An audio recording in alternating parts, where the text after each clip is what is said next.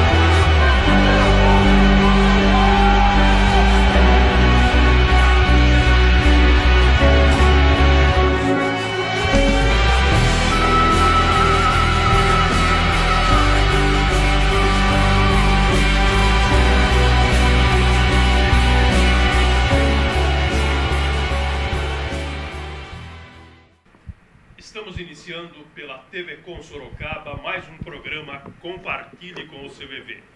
No programa de hoje vamos falar das dores da alma da mulher transgênero, o silêncio presente no suicídio, falar é a melhor solução. O filme que acabamos de assistir mostra situações de preconceitos, situações de pessoas que não são reconhecidas. E no programa de hoje vamos trazer informação para você que nos prestigia toda semana, de maneira a que possa difundir a necessidade de compreender essas pessoas e de compreender todos aqueles que estão no nosso meio. Estão conosco para compor este programa Tara Wells. Ela é jornalista, palestrante, ativista trans, coordenadora geral da Associação Transgêneros de Sorocaba e conselheira do Conselho Municipal da Mulher. Bem-vinda, Tara. Muito obrigada pelo convite. Também está conosco Tom Rodrigues. Ele é psicólogo e mestre em educação sexual, pesquisador no campo de sexualidade e do gênero. Bem-vindo, Tom. Obrigado pelo convite. Está também conosco o Roberto Carreu, que é coordenador nacional do Eixo Voluntariado do CVV. Bem-vindo mais uma vez. Boa noite, Húngaro, Tom, Tara, Júlia e a todos os voluntários aqui presentes. E vamos participar de mais um programa importante para a divulgação do nosso trabalho, né? E também está para nos ajudar a fazer e apresentar esse programa, Júlia, que é voluntária do CVV Comunidade. Bem-vinda. Obrigada, Húngaro. É um prazer estar aqui hoje com vocês e falar desse tema. Nosso programa começa com um preceito do CVV.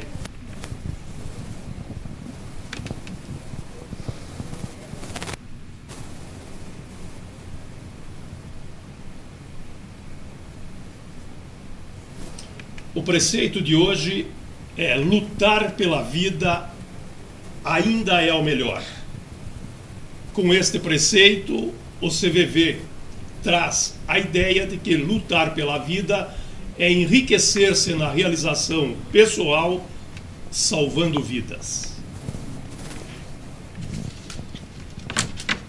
Tom, vamos iniciar o programa. Sim. Pedindo que você explique para o telespectador a diferença de transgênero, transexual, travesti, crossdresser e outros termos que seguramente você tem na biblioteca. Perfeito. Esses termos que você trouxe são termos identitários, né, para se referir à identidade das pessoas, né? Normalmente um próprio movimento de pessoas se organiza para pedir que que sejam chamados de tais formas, né? Acho que a medicina tem um papel importante em nomear determinada categoria de pessoas, né? Que a medicina vem então com o conceito de transexualismo, né? Que deixou de ser usado, né? O movimento social das pessoas trans acredita então que o termo transexualidade seria um melhor modo de se referir a uma pessoa que tem a identidade de gênero distoante, diferente daquele sexo biológico que ela nasceu, né? Ou seja, uma pessoa que nasce com um corpo socialmente lido como o corpo de um menino, né? Uma pessoa que tem os genitais masculinos, né? Socialmente lido como masculinos. Ao desenvolvimento da vida, essa pessoa, algumas apresentam logo na infância, outras mais tarde durante a vida, né? Mas um desconforto muito grande nesse papel social do gênero que é atribuído, né? Essas são as pessoas transgênero no geral, como se fosse um guarda-chuva, né? Esse conceito transgênero. Mas aí dentro dos transgêneros, né, existem pessoas que se identificam como travestis, por exemplo, como você disse, né? Travesti é um conceito muito brasileiro, né, que a gente utiliza aqui no Brasil e na Argentina, só, né? Mas vem do movimento da rua mesmo, sobretudo das pessoas que trabalham muitas vezes na prostituição, que é o local, né, que a sociedade relega aí para as travestis, né? Temos também homens trans, né, que seria o inverso de uma mulher trans, que nasce um corpo feminino, né, e no decorrer da vida se identifica com o gênero masculino. Então acho que é isso, são conceitos de identidade de gênero, né? Que dizem respeito à identidade, como a pessoa se sente em relação a si mesma, né? Em relação à sociedade, como ela gosta de se apresentar para a sociedade. O que é identidade de gênero? Então, identidade de gênero é justamente essa sensação, esse sentimento de pertencimento a um gênero, né? O que é o gênero antes? Então, né, gênero é um conceito que, né, a partir da década de 80 ele passa a ser usado para se referir à construção social do masculino e do feminino, né? Então, ou seja, ao masculino e ao feminino. Então a identidade de gênero é como a pessoa se identifica, né? Eu, por exemplo, né, nasci com sexo designado como masculino e me identifico como homem. Essa é a minha identidade de gênero, masculina, né? A Tara se identifica como mulher, essa é a identidade de gênero dela, que é diferente, por exemplo, da orientação sexual, né? O que seria orientação sexual? Para onde se orienta o desejo do sujeito, né? Se é um sujeito heterossexual, bissexual, homossexual, né? Então, dentro dos LGBTs tem uma questão de identidade, que são as pessoas trans, que é uma questão identitária, né? E a questão da orientação sexual, as lésbicas, os gays, os bissexuais. Então, é diferente. Bom, eu estou aqui com a Tara, queria muito agradecer a sua presença aqui com a gente para contar um pouco tanto da sua história quanto do trabalho da associação. Então, eu queria começar perguntando para você como foi esse processo de percepção da sua identidade de gênero e como você sente que a sociedade encara isso ou você mesma encara isso. Então, esse processo que você falou, né, de percepção, isso foi logo na infância, quando eu me vi que eu não me identificava nem como uma quero dizer, como menino, né? E também não me identificava com as brincadeiras de menina. Eu sabia que tinha alguma coisa diferente em mim. Mas essa construção social do que é ser homem e do que é ser mulher, isso a gente descobre, né, na sociedade em si, né, que tem esse conceito, né, que homem usa azul e menina usa rosa. Então, eu acho que dentro dessa construção que você vai se percebendo que você não pertence a um nem ao outro. Mas eu comecei a me identificar depois, né, que eu fui percebendo essa construção social enquanto menina, né, dentro desse, vamos dizer, desse aspecto, né, dessa vivência né? Mas nunca gostei de brincadeira de menina. E também nunca gostei de brincadeira de menino. Então, eu fui desenvolvendo isso, e a escola, ela te impõe muito, né? O que é de menina, o que é de menino. Que eu acho que a gente tem que quebrar esses padrões também, né? Que a sociedade meio que precisa padronizar tudo para tentar entender, mas nem sempre respeitar, né? Então, daí foi por aí mesmo a minha história. E com relação aos seus sentimentos nesse período, você conseguia lidar bem com esse período que foi de transição, ou de autoconhecimento, de autoaceitação? E acaba sendo tudo junto, né? Você acaba se conhecendo e depois se reconhecendo, aí você começa a tentar se encaixar para não sofrer menos. Mas não é um processo fácil para ninguém, não é simples, né? Porque uma pessoa trans, ela é muito bombardeada com efeitos externos, né? Porque na escola você tem o preconceito, como mostrou ali no vídeo, você tem o preconceito da escola, não tem o apoio da família, você não tem o apoio de amigos, porque os amigos também não entendem você também não consegue se explicar, você também vai precisar se entender para conseguir explicar para as pessoas, e as pessoas vão ter que ter o respeito de te ouvir para te entender. É muito complicado e é muito complexo também, né? Mas eu, graças a Deus, eu tive uma força, né? Uma força, eu digo, uma força interior que sempre me pautou a ser feliz, entendeu? Independente do conceito externo, independente das opiniões das pessoas, eu sempre busquei essa força, né, que se deve à minha espiritualidade, né, porque eu sou nascida numa família espírita. E sempre foi ensinado para a gente, né, a nossa missão no mundo, a nossa como a gente tem que se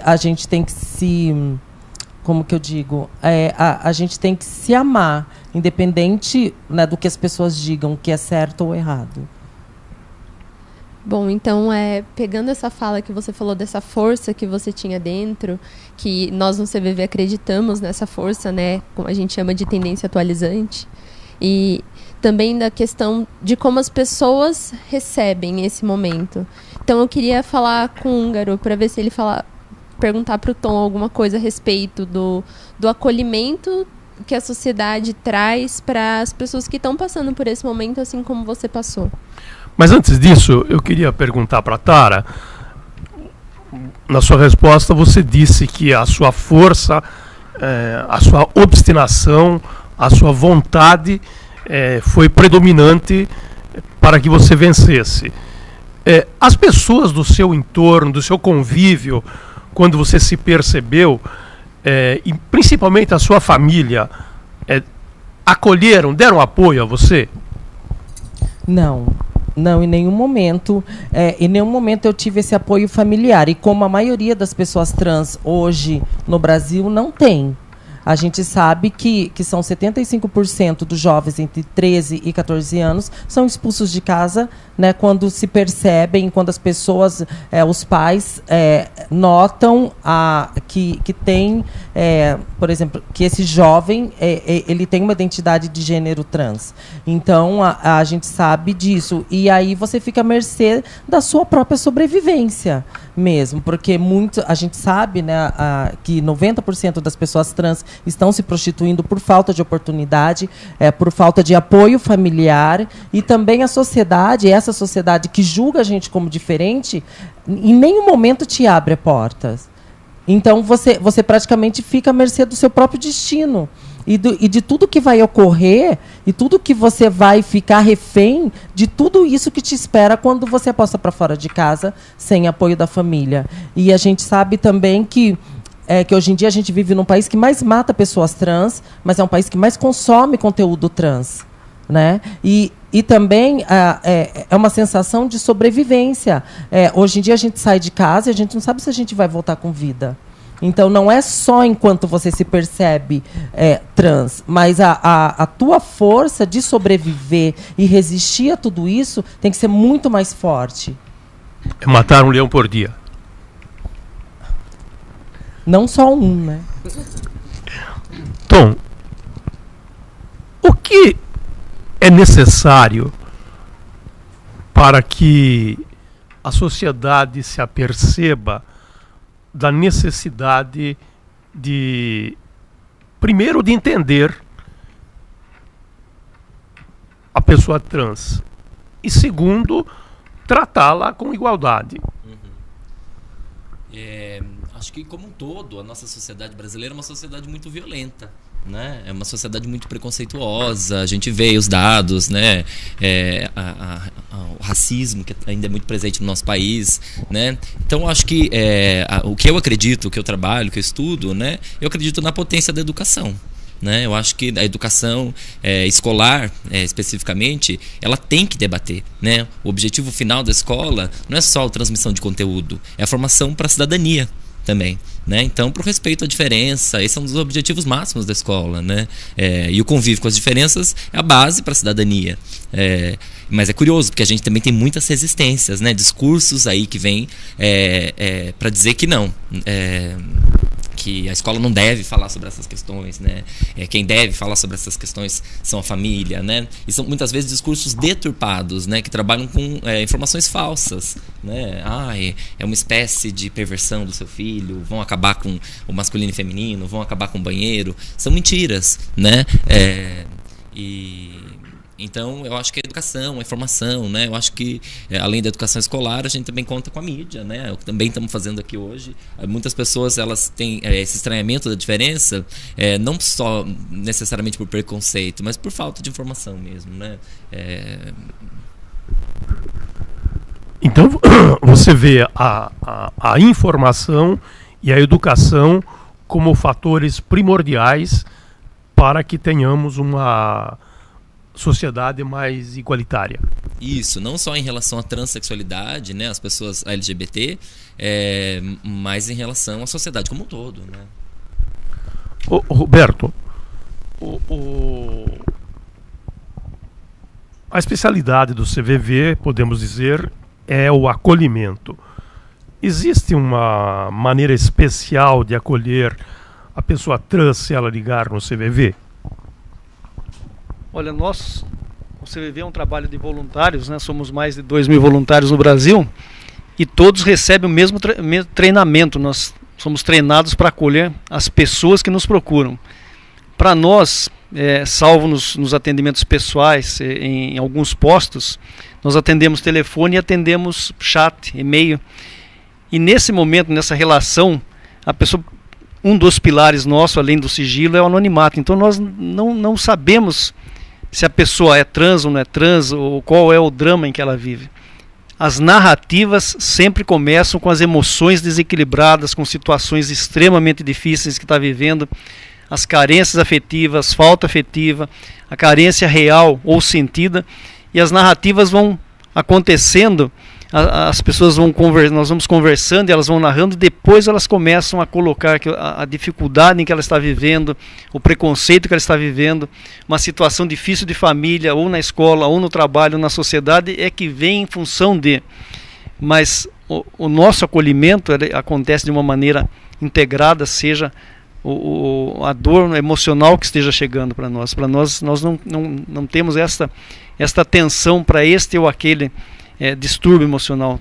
Todos aqueles que chegam, nós fazemos o acolhimento, conversamos com a pessoa com a intenção de que no final do nosso atendimento ela possa estar bem equilibrada e possa suportar, a partir de um caminho que ela desenvolve naquela relação de ajuda, um caminho que ela consiga caminhar através das dificuldades em que ela nos narrou, né?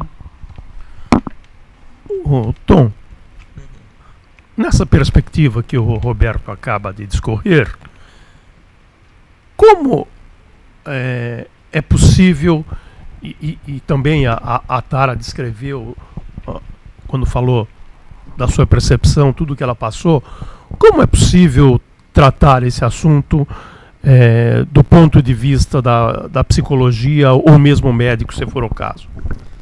Sim. Em relação à psicologia, há diversas teorias, né? Acho que a psicologia, inclusive, tanto quanto a medicina, já teve teorias, né, que olhavam como uma doença, uma patologia, né?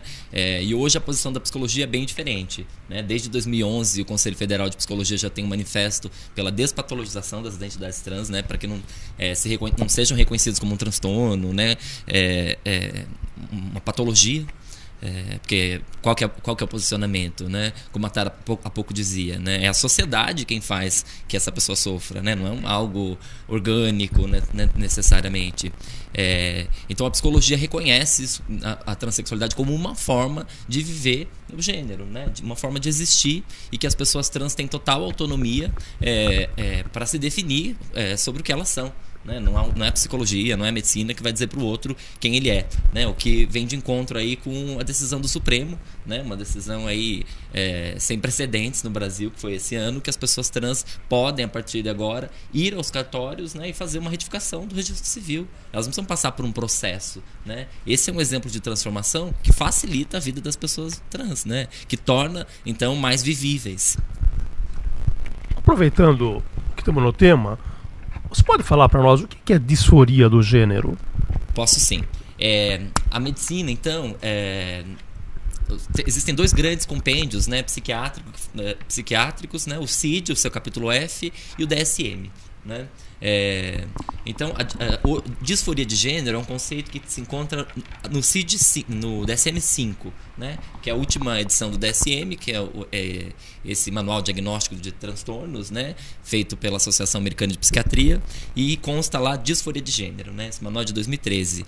Disforia, antes de ser disforia de gênero, é uma sensação de desconforto intenso, né? Que faz com que a pessoa sofra muito em relação né, ao seu corpo. Por exemplo, uma pessoa pode ser disfórica em relação ao próprio nariz, né? Né? Uma pessoa que reclama muito, quer fazer as cirurgias, né? Então, disforias se remete a esse momento, né? Que passa de alguma forma na vida da maioria das pessoas trans, de uma disforia em relação ao corpo, né? A esse corpo que vai desenvolvendo de um modo que eu não gostaria, né? Essa briga com o espelho, que é tão recorrente na vida de pessoas trans, né? Quando começam a crescer os caracteres secundários, vamos pensar no homem trans, né? Quando começa a crescer os seios, passa a ser disfórico, né? Isso é disforia, esse desconforto. É uma tentativa da Associação de Psiquiatria Americana afastar a ideia de que seja uma doença, né? Mas reconhecer de alguma forma, ter ainda algum diagnóstico para falar sobre esse desconforto em relação ao próprio corpo, muitas vezes ao próprio genital, né? Agora, esse desconforto a que você se referiu está especificamente centralizado naquilo que ele sente em relação ao corpo, ou vai além emocionalmente, ou seja, há um conjunto por trás do desconforto com o que ele vê do corpo? É uma boa pergunta, né? As pesquisas mostram que as pessoas trans estão muito mais vulneráveis a desenvolver transtornos depressivos, né? Transtornos de ansiedade, transtornos alimentares, uso problemático de substância psicoativa, né? Um uso problemático de drogas. Por que essas pessoas estão mais vulneráveis? Porque, como dizia a Tara, né, socialmente não tem um respaldo, não tem uma segurança, né, de andar pelas vias públicas, não tem a mesma segurança que nós, pessoas não transgêneras, temos, né? Então essas pessoas têm, é muito comum esse sofrimento, né, receber na clínica psicológica, desejo de suicídio, né, desejo de não existir mais, medo, né, de sair às ruas, vergonha de ser o que é, né, culpa por não seguir as expectativas da sociedade, dos pais, né? Não uma escolha ser trans, né? Eu acho que muita gente que é trans não teria escolhido, né, esse caminho difícil, cheio de violência, né? Algo que acontece no nosso corpo, assim como a homossexualidade, né? E mais um encontro com uma sociedade que é homofóbica, que é transfóbica, né? Gera muito sofrimento, né? Ainda que cada pessoa trans seja uma história, né? Cada um vai contar a sua história de um jeito.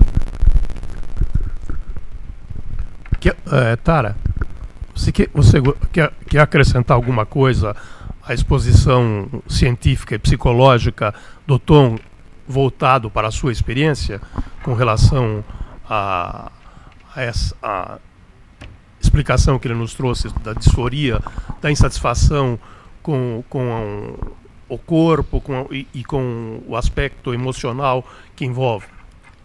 Então, eu já conheci muitas amigas e alguns amigos também que são homens trans que já tiveram e já passaram por isso. Mas eu, no meu caso, eu nunca tive esse problema, né? Muito pelo contrário, porque a mulher e a menina e a mulher que eu sentia, e além desses conceitos, eu nunca me senti num corpo errado.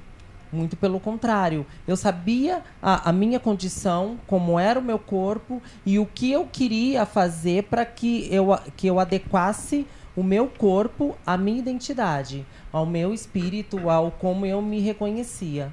Entendeu? Então eu não tive esse problema de disforia e não tenho até hoje. Tanto que eu não pretendo fazer a cirurgia, né? Porque eu me aceito assim, né? Uma pessoa trans que não precisa fazer cirurgia, que não preciso tirar nada. Sou feliz assim. Tom, somando as duas perguntas aí,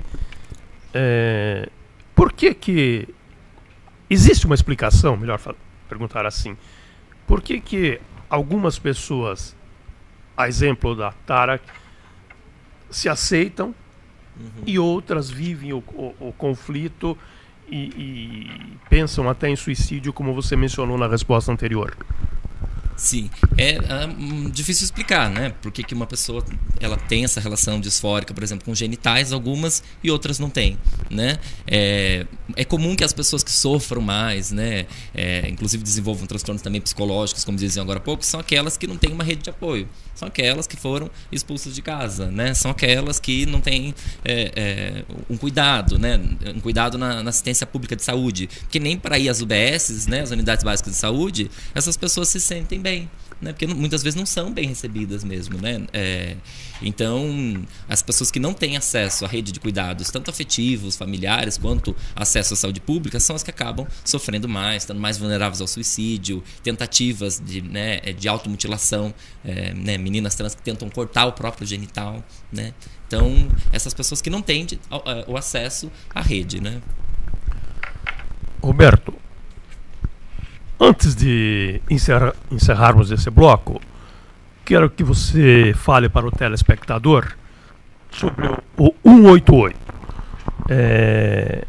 Sorocaba já atende pelo 188, o Brasil todo já está integrado? Bom, 188 é um telefone em parceria com o Ministério da Saúde, é um tridígito que é totalmente gratuito, é pela primeira vez no Brasil uma entidade de apoio como é o CVV, recebe um tridígito nacional. Qualquer ligação que seja feita em qualquer cidade do país vai ser atendido pelo 188. Estamos integrando agora, até a metade do ano, alguns estados do Nordeste que ainda não estão integrados. Sorocaba, São Paulo, Sul, uma parte do Norte já está integrado. No nosso site www.cvv.org.br as pessoas encontram lá todos os estados e cidades já integradas. Aquelas que ainda não estão, funcionam ainda pelo que nós podemos chamar de antigo 141, mas isso é local em alguns estados que ainda tem esse número. Mas o 188, Ministério da Saúde, CVV, um telefone nacional, totalmente gratuito, que veio para atender essa demanda muito grande de apoio emocional e prevenção ao suicídio, que tem aumentado muito aí em todas as faixas etárias, né? Pode ligar de telefone celular para 188? A grande maioria hoje das ligações é de celular e vem dos jovens, principalmente, que o celular leva a privacidade junto, então celular ou qualquer tipo de telefone aceita 188. Estamos chegando ao final do primeiro bloco do programa Compartilhe com o CVV de hoje. Quero lembrar a você, telespectador, que nos prestigia, que assiste aos nossos programas, que no segundo bloco vamos divulgar os ganhadores dos livros doados pela doutora Karina, que esteve aqui no nosso programa. Um rápido intervalo e voltamos em seguida. E agora, o que vou fazer? Compartilhe com o CVV. Um dos maiores anunciantes da TV brasileira é o governo federal. Em 2015, empresas públicas como a Caixa Econômica, Banco do Brasil e Petrobras juntas investiram 4 bilhões e 200 milhões de reais em propaganda televisiva. Essas instituições ultrapassaram os investimentos de grupos comerciais fortes, como Coca-Cola, Nestlé, Volkswagen e também os 2 maiores bancos privados do país, Itaú e Bradesco. O anúncio do poder público devido à origem dos recursos não pode seguir a mesma lógica das corporações privadas, mas sim promover a regionalização das ações de comunicação. Por isso, parecer de 2009 da Advocacia Geral da União autoriza o governo federal a veicular publicidades institucionais nos canais comunitários. Essas emissoras são a voz de diversos setores da sociedade civil organizada, tais como associações de bairros e comerciais, comunidades árabe, judaica, italiana, portuguesa, japonesa, dentre outras, movimentos sociais e minorias, sindicatos de trabalhadores e patronais de inúmeras categorias, como industriais, engenheiros, economistas, funcionários públicos, advogados, só para citar algumas. Além disso, nessas telas todas, as crenças convivem em harmonia: católicos, evangélicos, espíritas e religiões africanas. Se você é gestor público e anuncia em emissoras de TVs comunitárias, parabéns, está cumprindo a função social do Estado. Se não anuncia, nunca é tarde para começar. Verba pública para veículos de comunicação pública não é esmola, mas justiça social. Uma campanha da ABCCom, Associação Brasileira de Canais Comunitários. Triste, angustiado, cheio de problemas e sem ninguém para conversar. Então disque 188. 188 é o novo número de atendimento telefônico do CVV, Centro de Valorização da Vida.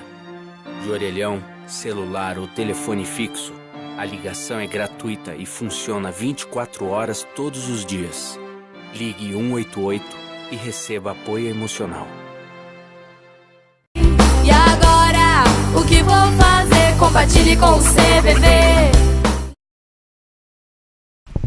Estamos de volta com o programa Compartilhe com o CVV, que hoje está recebendo Tara Wells, que ela é jornalista, palestrante, ativista trans, coordenadora geral da Associação Transgêneros de Sorocaba, e também Tom Rodrigues, que é psicólogo e mestre em educação sexual.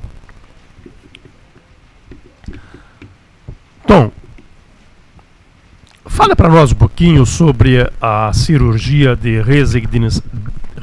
redesignação sexual. Essa cirurgia, né, que é muito conhecida popularmente como cirurgia de mudança de sexo, né, mas a gente não gosta desse nome, porque a pessoa, de fato, como a Tara dizia, não muda, né, o sexo, ela readequa, né, ao que ela, a própria identidade dela, por isso que ela leva esse nome. Essa cirurgia, ela é oferecida no Brasil apenas em 5 hospitais, né, que são hospitais universitários, todos eles, em Goiânia, Recife, Porto Alegre, Rio de Janeiro e São Paulo. Né, 5 hospitais. Uma portaria do SUS, né, 5 hospitais públicos. Essa portaria de 2008, né, a portaria do processo transexualizador, leva esse nome. E esse processo, então, era um processo longo, que leva, né, tem que ter 2 anos obrigatório de acompanhamento psicológico, né, e culmina, se a pessoa desejar, nessa cirurgia de adequação da genital. A questão é, a fila de espera para essa cirurgia é de 10 anos. Né, atualmente. Então, isso precisa se ampliar, porque ao passo que não é a questão, essa cirurgia não é a questão de muitas pessoas trans, é a questão, né, é uma questão de sofrimento para muitas pessoas trans, né? Então, a gente acredita que isso precisa ser ampliado. Pegando o gancho aí da fila de 10 anos, o que mostra que há muitos querendo fazê-la, há relatos de pessoas que fizeram a cirurgia e depois não era o que esperava. Passaram a viver um trauma psicológico. Acontece, né? Acho que é muito raro, é um número pequeno de pessoas em relação ao número total, Mas é por isso que a portaria, ela preconiza o acompanhamento psicológico. Não que um psicólogo, uma psicóloga vai poder garantir, né, que uma pessoa trans, ela vai e não vai se arrepender, né? Acho que a gente não tem esse poder. Mas a gente acompanha, justamente porque, assim como outras cirurgias, né, acho que a bariátrica também tem uma preconização de acompanhamento psicológico, porque é uma transformação muito grande do corpo mesmo, né? Mas existe, né? A pessoa está sujeita a isso, assim como uma outra cirurgia plástica, né? Existem pessoas que fazem, nossa, não era bem o que eu queria, né? Existe um número pequeno de pessoas, sim. Júlia. Então, queria aproveitar que a introdução, né, a apresentação da Tara falou que ela é coordenadora geral da Associação de Transgêneros de Sorocaba. Queria perguntar para você um pouquinho como a associação funciona, se ela tem um acolhimento próprio ou se ela conduz, por exemplo, a saúde pública, como ela funciona?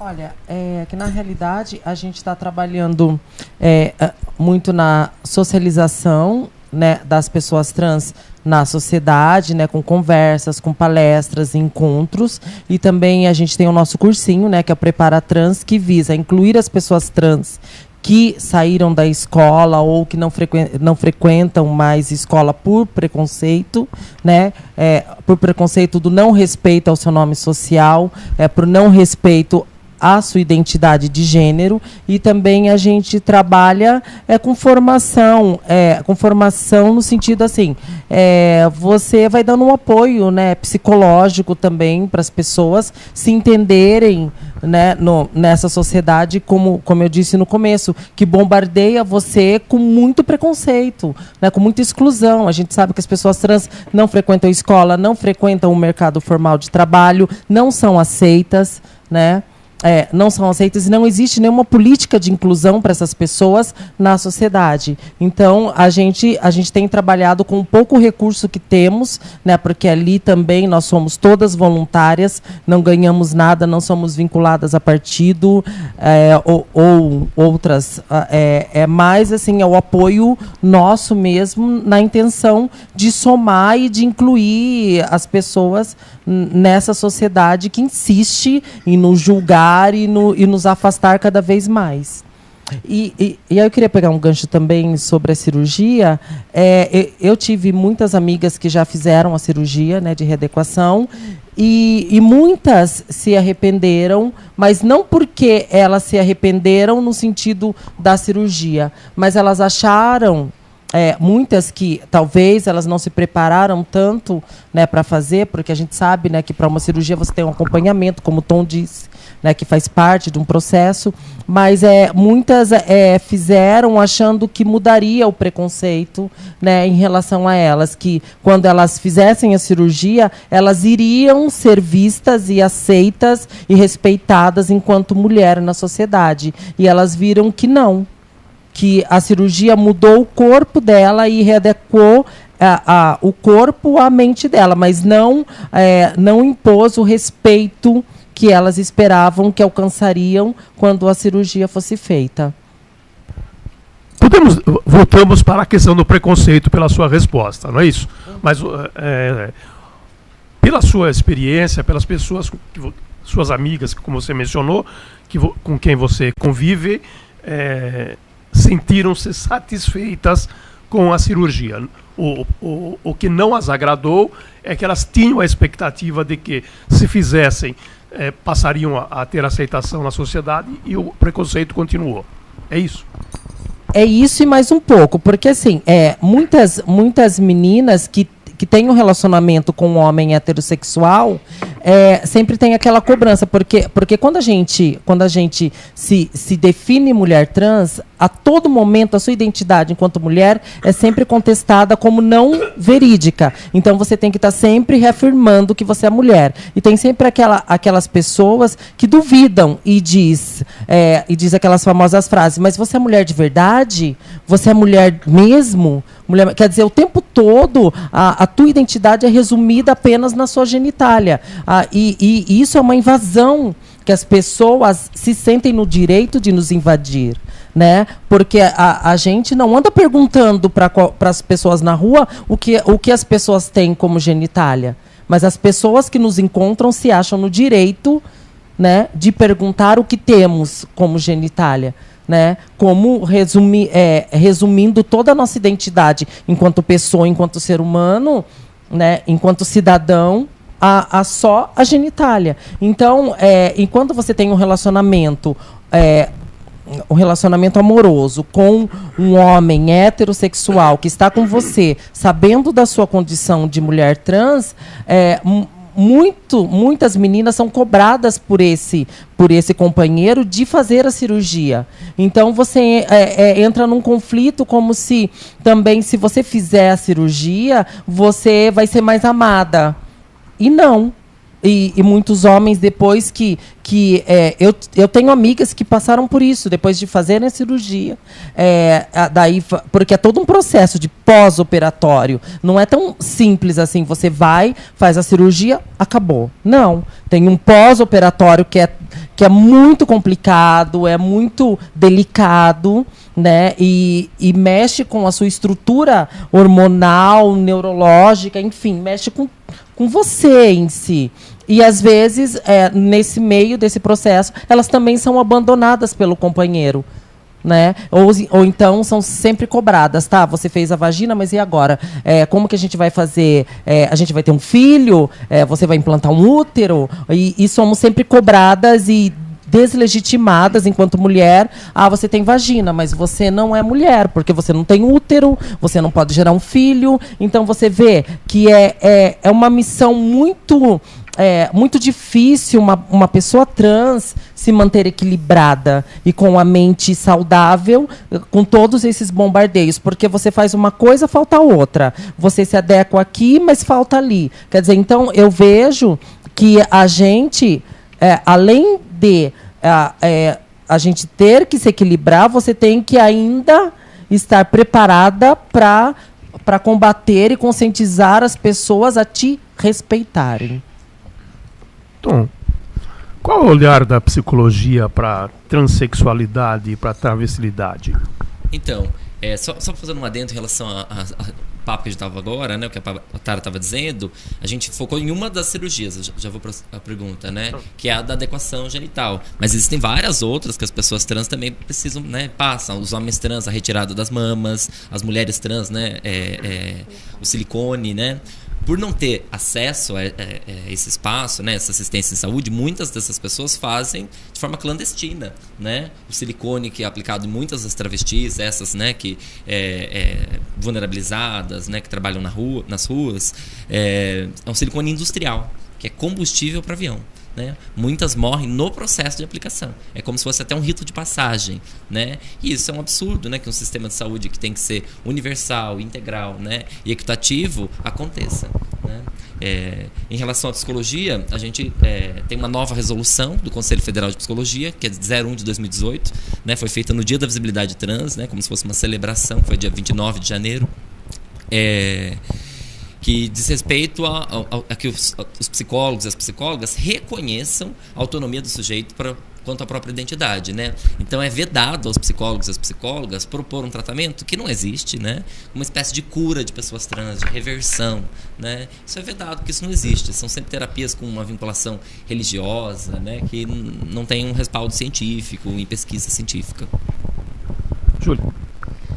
Então, aproveitando que a gente está falando bastante sobre o assunto, acho que de uma forma que muitas pessoas nunca ouviram falar desse assunto, eu queria aproveitar e perguntar para você, Tara, também como jornalista, né, como social influencer, você acredita que nós do CVV acreditamos que falar é a melhor solução? Você acredita que de que forma nós possamos falar desse assunto e que isso não seja de uma forma preconceituosa, mas que seja de uma forma informativa, e justamente porque nós acreditamos que a informação vai fazer com que os preconceitos de alguma forma sejam quebrados e o assunto possa realmente fazer com que as pessoas trans sintam-se libertas para falar também sobre o assunto?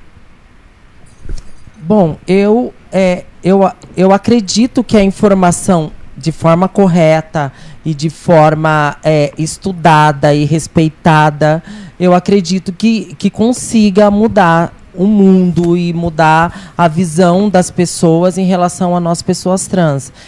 Mas eu acredito também que o preconceito sempre vai existir. Eu costumo dizer que o preconceito é um defeito de fábrica do ser humano. A gente tem preconceito com tudo que é diferente ao que foi imposto padrão para a gente. Né? Citando, por exemplo, há mais de um século foi extinta, entre aspas, a abolição da escravatura, mas as pessoas continuam sendo racistas. Hoje em dia elas só não podem externar isso porque existe lei, né? E também que não é chique você ser uma pessoa preconceituosa, mas as pessoas continuam sendo. Então eu acredito que quanto mais a gente falar, quanto mais a gente exigir respeito, quanto mais você, por exemplo, nós pessoas trans, a gente aparecer nos espaços, ocupando os espaços, a gente aparecer dizendo aonde dói e proibindo e inibindo as pessoas a falarem o que querem e deslegitimar a nossa identidade enquanto pessoas, enquanto seres humanos, eu acredito que com o tempo isso vai mudar. Mas, pelo que eu vejo, ainda está longe de mudar, porque as pessoas, porque eu analiso muito as frases que as pessoas dizem enquanto se referem a gente. Como, adoro pessoas iguais a vocês, ai, vocês são tão legais. Mas a gente não tem obrigação de ser legal, a gente é ser humano. Você tem defeitos e qualidades como qualquer outra pessoa. Então as pessoas começam a te cobrar superpoderes para tentar colocar você dentro de uma prateleira. E essa prateleira não existe. Somos diferentes, somos diversos, e a nossa diversidade é um mundo. E não é o meu mundo, nem o seu mundo. É o nosso mundo. Antes das considerações finais dos nossos convidados, vamos divulgar os ganhadores dos livros doados pela doutora Karina Okajima quando esteve aqui no nosso programa. A vida não é do jeito que a gente quer. A ganhadora é Dina Modesto. Perdas no desenvolvimento humano, um estudo fenomenológico. A ganhadora é Gisele Gomes Coelho.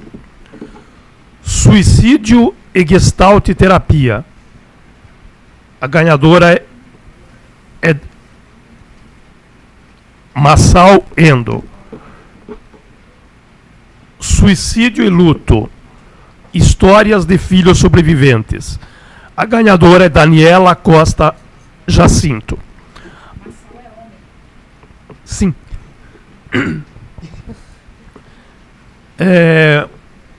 Os ganhadores, repetindo, Dina Modesto, Gisele Gomes, Daniela Costa Jacinto e Massal Endo. Pode entrar em contato com a nossa produção através do WhatsApp 998 12 6090 ou enviar mensagem privada no Facebook. Roberto, considerações finais.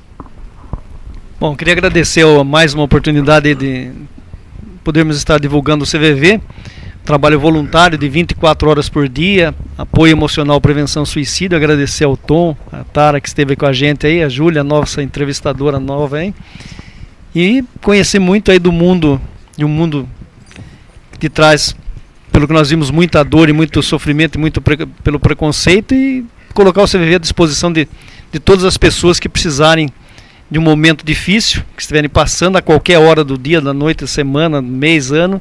O CVV estará disponível. No nosso site www.cvv.org.br vocês encontrarão todas as formas que o CVV atende, né? Júlia, obrigado por dividir conosco a apresentação.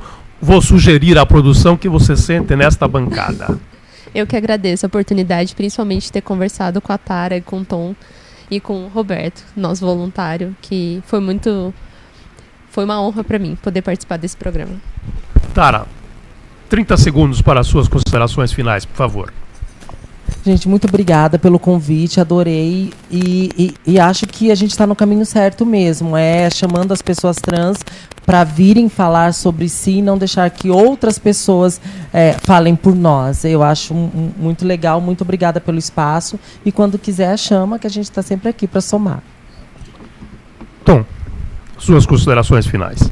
Eu acho que ficou bastante essa questão, essa minha implicação, né, com a questão da educação, né, uma educação que forme para a cidadania, né, uma educação então que para o convívio com as diferenças, como a Tara dizia, né, se o preconceito é um defeito de fábrica, a gente precisa então debater e muito a questão do convívio com as diferenças, né, as pessoas negras, as pessoas LGBT, as pessoas com deficiência, né, isso precisa estar dentro da escola, mas a escola é uma transformação da sociedade a médio e longo prazo, a gente precisa também do curto prazo, né, a gente precisa também de uma intervenção jurídica. A gente precisa de uma lei, né, que criminalize a homofobia e a transfobia no Brasil. A gente já tem uma lei que tem aí as críticas do Estado de São Paulo, mas a gente precisa dessa lei no Brasil, né? Então é isso. Eu agradeço muito, né, o convite, a presença, estar aqui com vocês é uma honra para mim também. Obrigado, Roberto. Obrigado, Tom. Obrigado, Tara. Obrigado mais uma vez, Júlia. Convido a sentar aqui brevemente. Estamos chegando ao final de mais um programa Compartilhe com o CVV.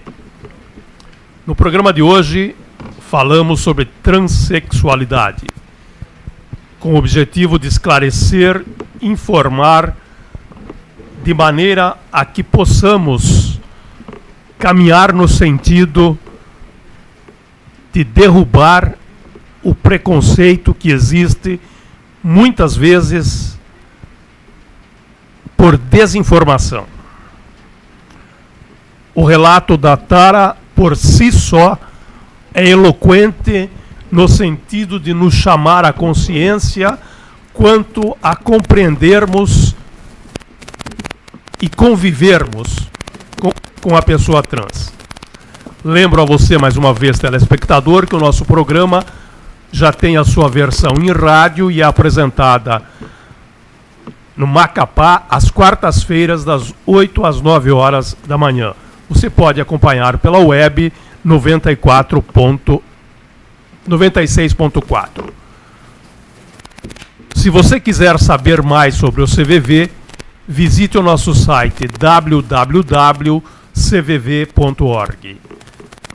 Se você quiser ser voluntário do CVV Sorocaba, procure o CVV na rua Doutor Nogueira Martins, 334, aqui em Sorocaba, no centro. Obrigado a você pela sua audiência e o convido a que esteja conosco na próxima semana para mais um programa Compartilhe com o CVV. Uma boa noite.